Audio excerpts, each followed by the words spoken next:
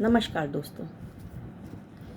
एक आदमी था, बहुत गरीब था और उसका रोज़ का जीवन यापन जो चल रहा था वो जंगल से शिकार करके जानवरों को लाता था, पकाता था और उन्हीं को खाता था। रोज़ वो जंगल जाता, शिकार लाता और उसको पका के खाता। इसी तरह से उसका दिन बीत रहा था। पर एक समय ऐसा भी आया जब उसको जंगल से शिकार मिलना बंद हो गया। वो जाता था जंगल शिकार की खोज में, लेकिन शिकार नहीं मिलता था और खाली हाथ चला आता था। एक दिन बीता, 2 दिन बीता, कई दिन बीत गए।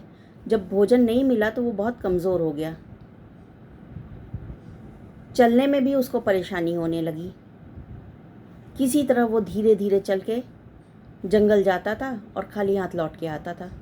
पर एक दिन वो जंगल पहुंचा तो उसकी चाल इतनी धीमी हो गई थी कि पेड़ पे बैठे पक्षी को भी नहीं पता चला कि वो पीछे उसके खड़ा है।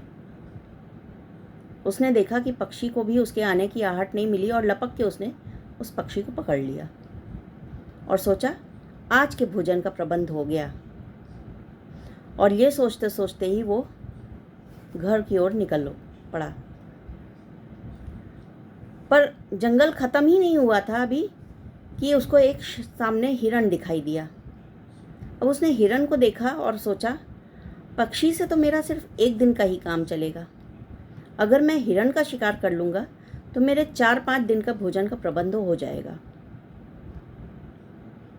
पर हाथ में पक्षी पकड़ा हुआ था तो उसने पक्षी को उड़ा देना ही बेहतर समझा।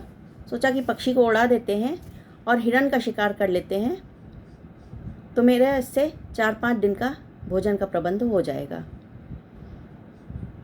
और इस तरह से उसने पक्षी को उड़ा दिया और तीर कमान से निकाला और हिरण पे साधा।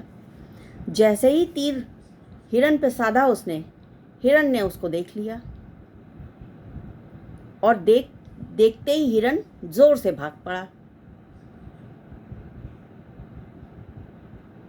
तो दोस्तों, लालच बुरी बला। धन्यवाद।